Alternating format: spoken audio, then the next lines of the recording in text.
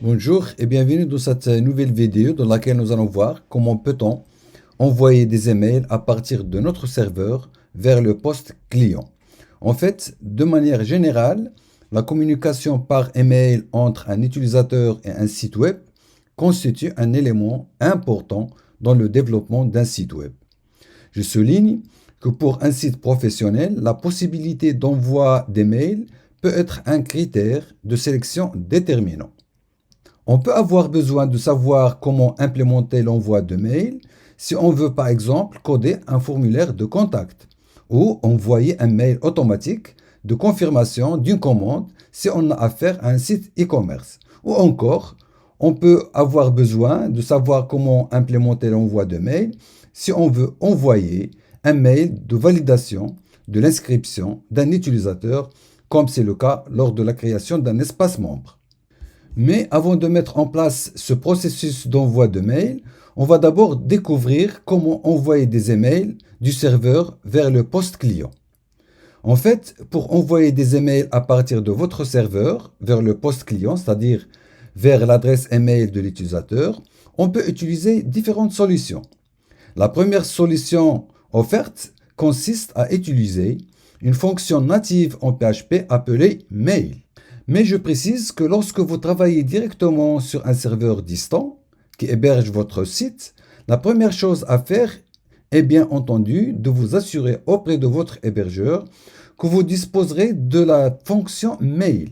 Pourquoi? Parce que tout simplement de nombreux hébergeurs, en particulier les gratuits, désactivent la fonction d'envoi des mails pour éviter le spam et surtout pour ne pas surcharger leur serveur. Certains autres réécrivent la fonction mail pour en limiter les possibilités ainsi que le nombre d'envois par exemple. La fonction de base d'envoi des mails proposée par le PHP se nomme donc mail et sa syntaxe est la suivante. Donc on a mail et entre parenthèses on a les paramètres. Surtout on a les paramètres dest. Donc dest c'est une chaîne contenant l'adresse email du destinataire. Et pour envoyer le même email à plusieurs destinataires, il suffit tout simplement de séparer chacune des adresses email par une virgule. On a aussi le paramètre objet. En fait, le paramètre objet est une chaîne de caractères contenant le texte qui apparaît comme objet de l'email envoyé.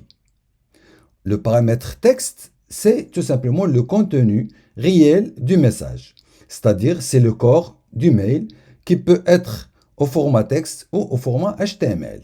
Alors que pour le paramètre en-tête, c'est une chaîne de caractères contenant les en-têtes nécessaires à l'envoi des mails, lorsque ces emails ne sont pas au format texte.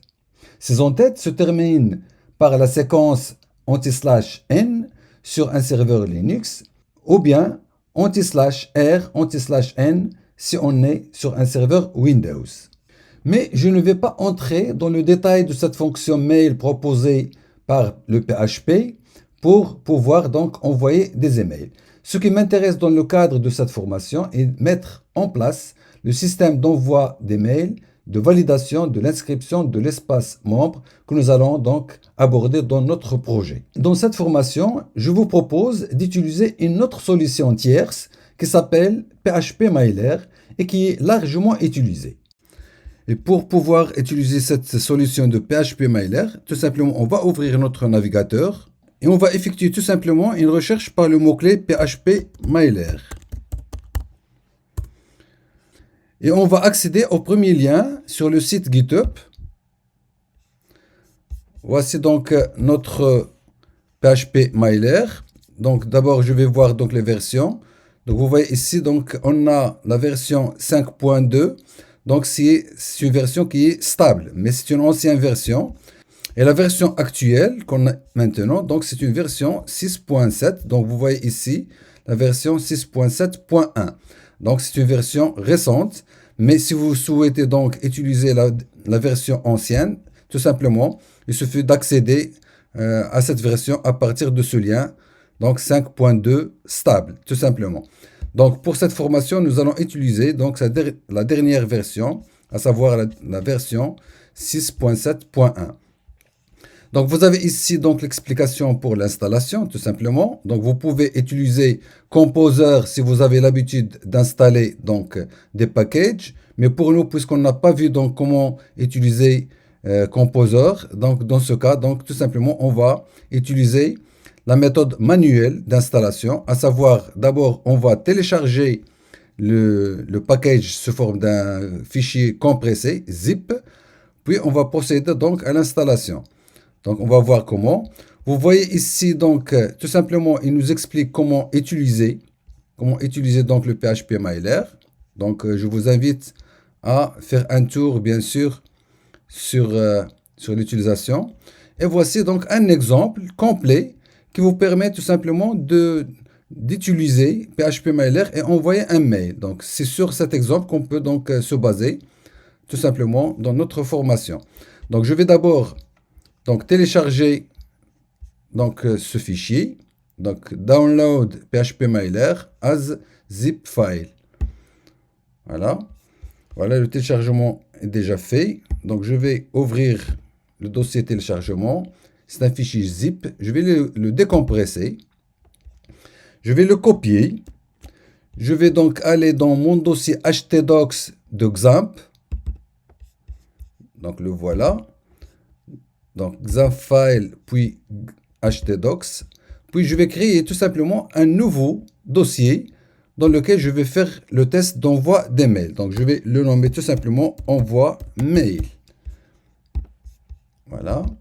Et je colle tout simplement PHP-Mailer. Donc je peux le nommer, je peux le renommer en fait. Je vais supprimer ce master, je laisse tout simplement PHP-Mailer.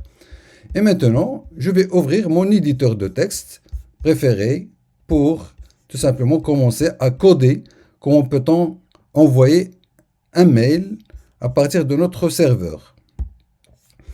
Voici donc un nouveau fichier. Je vais l'enregistrer dans le dossier que nous venons de créer. Donc Save As, dans le dossier que nous venons de créer.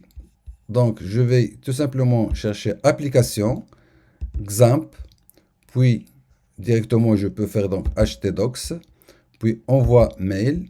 Et je vais mettre tout simplement un dossier. Je vais le nommer par exemple sendmail.php. On n'oublie pas l'extension. Et voilà. Et c'est tout pour cette vidéo. Je vous dis à tout de suite.